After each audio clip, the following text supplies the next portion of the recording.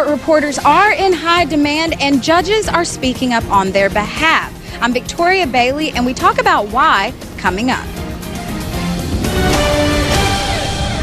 WCBI News at 10 starts now.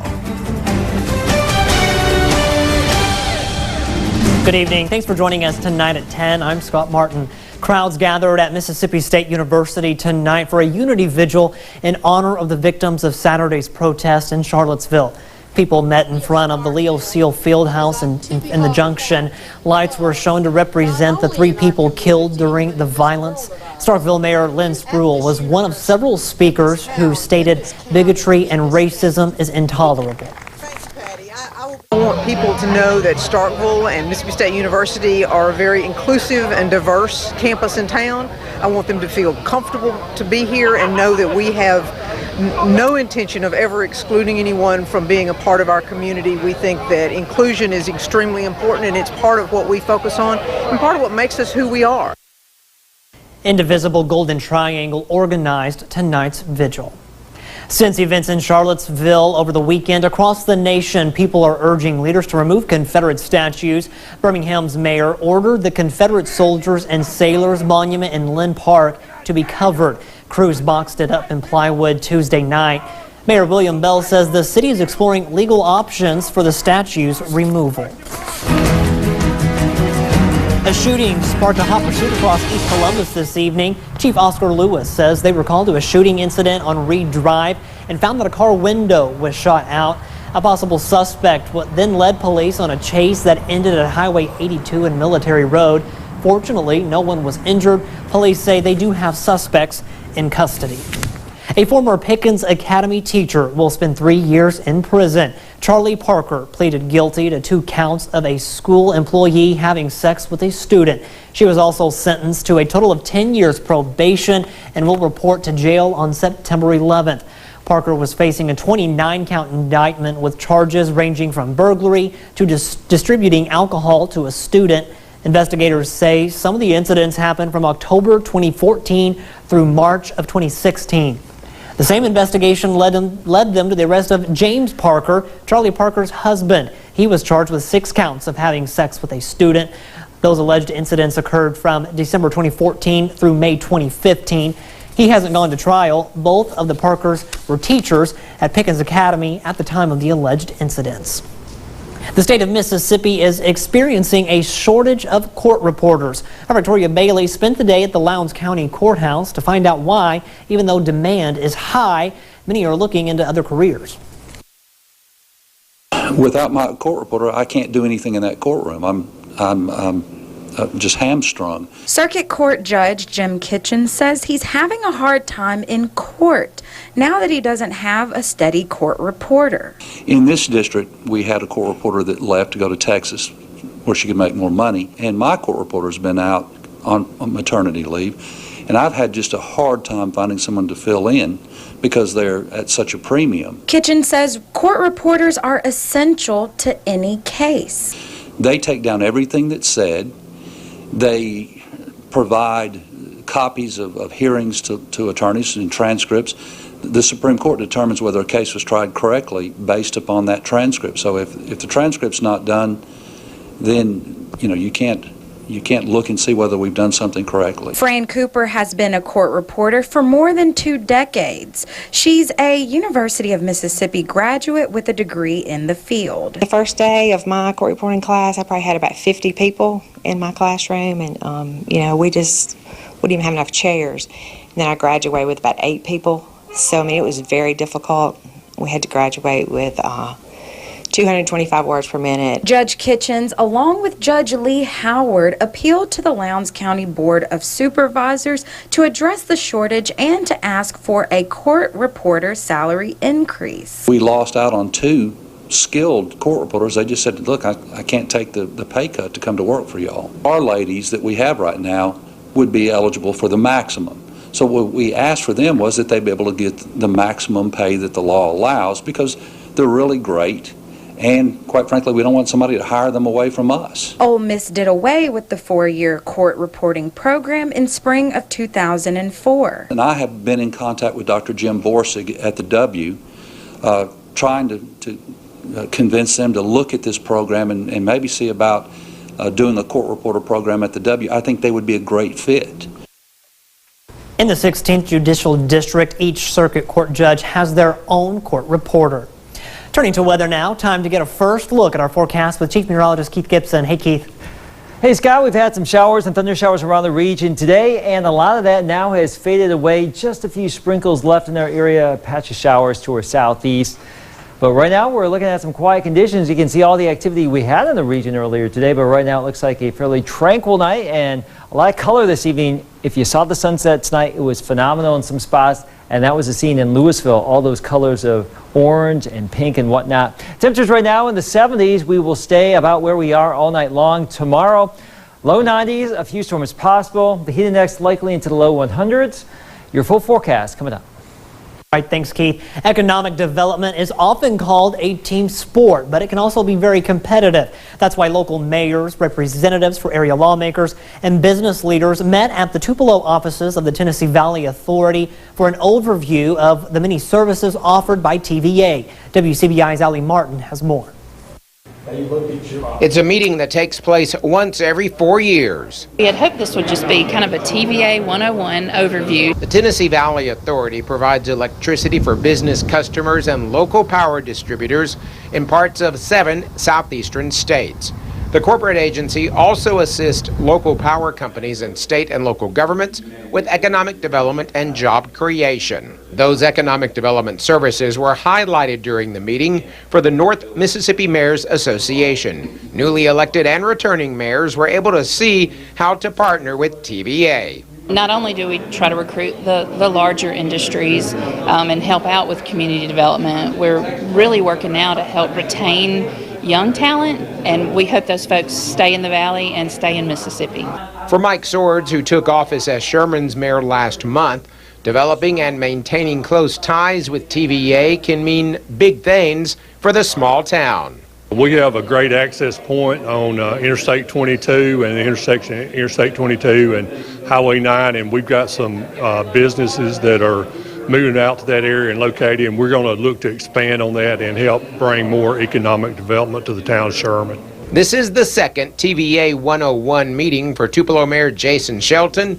He says low energy costs help the city recruit large and small businesses and manufacturers. The other resources they have to help, they're now getting into the broadband and fiber that's so important to our city. So TVA is more than electricity, and they're a great partner for all of our cities in Northeast Mississippi. TVA's economic development strategy is summed up by attracting new companies and investments, engaging with industries and communities, and serving with its partners for economic growth. It is a strategy that has drastically improved the life of people in this region for more than 8 decades. In Tupelo, I'm Allie Martin, WCBI News. TVA is also able to offer various incentives to attract and retain businesses and industries. The latest candidate running for the District 38 House seat is Starkville native Narissa Bradford. Bradford attended both Starkville High School and Mississippi State before becoming a successful entrepreneur in the United States and Europe. Bradford's platform revolves around 3 main issues: education, criminal justice reform, and poverty. The fastest way to fail a group of people is to release them into the world without an education. I kept thinking, why isn't anyone doing anything to fix these problems? When I started driving through my community and speaking with my neighbors, I realized that there was a serious problem here with these kids. And so I decided to do something. Bradford would like to implement rehabilitation programs for convicted felons to help break the cycle of repeat offenders in the prison system. Columbus Police Chief Oscar Lewis spoke out today for the first time since a consultant's report recommended the city hire a new chief. Lewis released a statement to the media this morning. In the statement, Lewis says, quote, "The city council was presented a plan of action for me as chief to take steps to further our department," end quote. The steps are findings from consultant KB Turner's recent report. Lewis and Mayor Robert Smith have not released what steps must be met to improve the department. That was discussed by councilmen in executive session. The chief says he welcomes these steps that will improve the department's services and supports the officers. The full statement can be found on our website, WCBI.com. Well, look at this great color over the Piggly Wiggly in New Hope this evening. Absolutely amazing. You saw the sunset tonight. Gorgeous stuff. Your full forecast is next. Your first alert forecast with Chief Meteorologist Keith Gibson. Here's our Alpha Insurance time lapse from Vernon at Durham's Pharmacy. You can see some of these clouds coming on in. We did see a little bit of rain in the early evening hours, and then that rain moved out of here, and we will have a pretty quiet night. I want to show you this great time lapse, our sunset in Columbus. Look at all that vibrant color here with the setting sun on our Wednesday evening. Hopefully you got out there and made the most of your evening. We did see a little bit of rain, some heavier downpours, some thunder and lightning in the area this evening, and then on the backside of a lot of that, we saw some nice color with the setting sun. Speaking of that, I do want to show you this from Sulligent, Alabama, some color right there, and also here in northeast Mississippi, you can see some of that color showing on up. And here's a different view of the sun. Look at this. This was earlier today. Jake sends us that. Getting ready for the solar eclipse on Monday. Wouldn't it be great if we saw a crystal clear view of the sun Monday afternoon? Well, we'll just hope for the best, but what's going to happen on Monday, just before noon, the eclipse will start. We will have peak totality for us, which is actually going to be about 85 to 95% coverage here. With the moon coming on by, we will see a little tiny sliver of the sun left as the moon passes on by. And we're also going to be doing a live eclipse show on our CW channel, North Mississippi CW4, starting at 1 o'clock on Monday afternoon. We'll be doing some other stuff on social media, also online. And don't forget, you can share your pictures and videos with us here on our social media connections there, and also our email address, weather@wcbi.com. Now, speaking of the next couple of days, even through Monday, a daily chance of rain about 30%. No major changes in the weather pattern. A lot of this stuff will flare on up during the daytime heating. And as you can see right there in Tishomingo County and this other batch of rain down here south of Aliceville, once we lose the daytime heating, most if not all of that will be going away. That's the general rule of thumb. Temperatures right now into the 70s, and it looks like we will be hovering in the low to mid 70s tonight, back into the low 90s tomorrow. The heat index is likely going to get back to around 100 or a little bit above that, so it will be a sultry, steamy type of day rather. Not too much action in the morning, perhaps some fog, some low clouds, especially if you saw rain today, and then we'll bubble up the clouds again. Highs will get back into the low 90s. Now, Futurecast is not really suggesting a lot of action tomorrow as far as pop-up showers and storms, but we may see a few of those, and some of those could hang out even into the early evening hours. Let's just hope for the best for some of those high school games tomorrow. And then I think as we get into your Friday evening, most of the rain will probably be shifting to our south, so I'm fairly confident that Friday football should be okay. Rain chances through the weekend, and again, Monday is the eclipse. Coming up later in sports, Robbie fills us in on a few teams getting an early start on the football season. You're watching WCBI News at 10 with Scott Martin. We're getting ready to head into the fall season, and with it, a whole new round of allergies. Tonight, why mold can be a bigger nuisance in the fall season, and our Health Talk with Baptist. In addition to ragweed, what are some of the other triggers of fall allergies? The fall can be especially difficult for people who are sensitive to mold and ragweed pollen, but these seasonal elements aren't the only triggers that can make symptoms worse at this time of year. While most people enjoy Indian summer, unseasonably warm temperatures can make hay fever symptoms last longer. While ragweed is the most common trigger, in some parts of the country, goldenrod, English plantain, lamb's quarters, pigweed, and others can all trigger fall allergies. Mold is another fall trigger. You may think of mold growing in your basement or bathroom, damp areas in your house, but mold spores also love wet spots outside. Piles of damp leaves, compost piles, and damp soil are ideal breeding grounds for mold. Mold spores are light, very small, and easily inhaled into the lungs. Raking leaves agitates pollen and mold spores into the air. Don't forget dust mites. While they're common during the humid summer months, they can get started into the air for the first time when you turn on your heat in the fall. Dust mites can trigger sneezing, wheezing, and runny noses. Join us next time for Health Talk with Baptist, and we'll discuss how to protect yourself against fall allergies. Mail your topic suggestions to healthtalk@wcbi.com. Health Talk has been brought to you by Baptist Memorial Hospital Golden Triangle. Coming up, the tour nears the finish line as we preview the Columbus Falcons next in sports.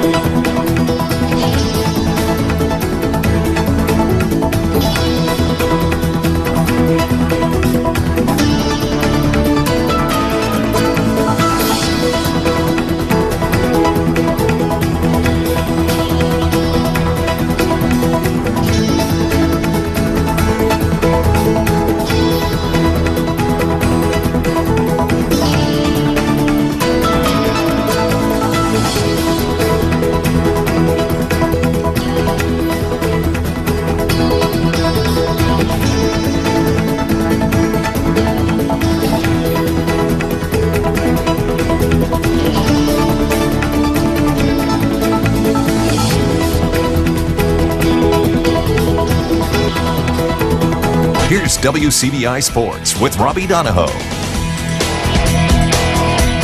It is the penultimate stop on the high school football tour. 2 schools left in our 60 and 60 marathon. And before you know it, we'll be having the end zone coming up on Friday. But tonight, we are with the Bird Gang of Columbus. As head coach Randall Montgomery, he arrived at Columbus 2 years ago as the head coach of the Falcons, and he's revolutionized the football program since his arrival. Now in year 3, he hopes his team will continue the process of developing his vision. WCBI's 60 Schools in 60 Days is brought to you by Toyota, Let's Go Places, and Emerson Animal Hospital, where your pets are family in West Point.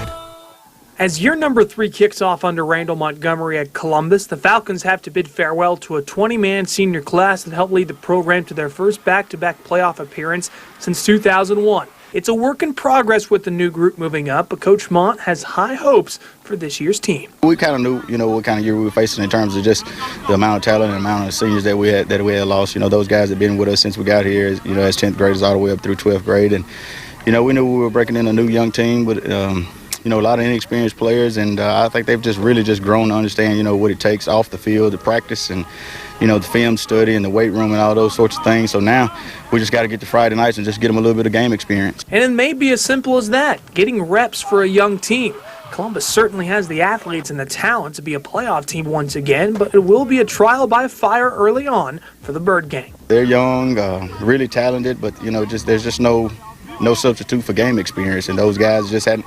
We've got guys that were going to be playing Thursday night that hadn't even stood on the sideline on Friday night, and they're going to be asked to play under the lights on Thursday night against a very good West Point team. Expect Coach Montgomery to rely heavily on star seniors Kenneth Martin at receiver and running back Pat Jackson as Columbus works in a new quarterback in the up-and-coming junior LT Stowers. Those guys have been in the fire. Like I said before, they played under the lights on Friday night, and they've scored touchdowns and made big plays in some big games for us. So that kind of eases the pain a little bit of having some guys that you can kind of rely on that maybe won't be nervous and maybe won't make those first-year mistakes. And, we're going to lean heavily on those guys, and they know it already. Columbus certainly expects to be in the playoff hunt out of Region 1 6A again, but Coach Montgomery reiterates that his team will take time to gel and improve as they go through non-division play. Key word for everybody, and us as players and coaches included, and even our fans, is just patience. Like I said before, we got some guys that are going to play that, haven't even been on the sideline on a Friday night because they were playing 9th grade football last year, and we've got a lot of guys that have been on the sideline, but they've never played any meaningful snaps. And, we just got to understand that sometimes we have to take the good with the bad, and as coaches, we just got to stay in the fight and just keep coaching those guys up and doing the best that we can with them. Falcons kick off the season with our Thursday night showcase game at West Point and finish up August with a road trip to Noxubee County. In Columbus on the high school football tour, Robbie Donahoe, WCBI Sports. 60 Schools in 60 Days with Columbus High School was brought to you by Timberline Homes and Generations Care, LLC. So one more preview tomorrow. That will be Starkville. We'll check out the Yellow Jackets. Then your Thursday night showcase will be Columbus at West Point. Other games we will be watching: South Panola, Clinton, Louisville, Holmes County Central, Vardaman, South Pontotoc, and Nanawaya Hatley. We'll have highlights from almost all of these games coming up tomorrow. And if you missed our End Zone preview show breaking down 5A and 6A, you can find that right now on our social media pages. You can also find it on my Twitter page at Robbie Donahoe. So I hope you're ready for football because it starts tomorrow night. We'll be here for all the action. That's it for sports. Last look at your forecast coming up. Some happy kids today. First graders at Okolona Elementary showed their appreciation to Dodge's food stores and the United Way. Dodge's donated backpacks loaded with school supplies to every first grader at the school, and the United Way helped distribute them at a surprise assembly. Store owner Henry Dodge said he wanted to do something to give back to the community. Well, you know, if you look at the supply list for schools every year, they seem to get bigger and bigger and more expensive and more expensive. And one of those, the largest expenses on that list is going to be a backpack. Every kid needs one, and you know, you look around, you see a lot of them that are hand-me-downs and torn. This is just an exciting time for us. We know that some parents may not be able to afford them. So this is wonderful. This is exciting. The annual giveaway, or the giveaway, is an annual project of Dodge's. And Keith, it's weird to think we're back to school in August. Back to school, feels I know. like it. You know, back home in Michigan, they're not starting school until after Labor Day. So different times for different places, I guess. Around here tomorrow, more heat, more humidity. Hopefully your school has AC because it will be a toasty one. A few pop-up storms possible. Same story for the next few days here. The heat index tomorrow could be in the low 100s again. And there's the eclipse on Monday. A big day. The best. A big It'll day. be a big day. All right. Thanks, Keith. Thanks so much for watching. We'll see you back here tomorrow.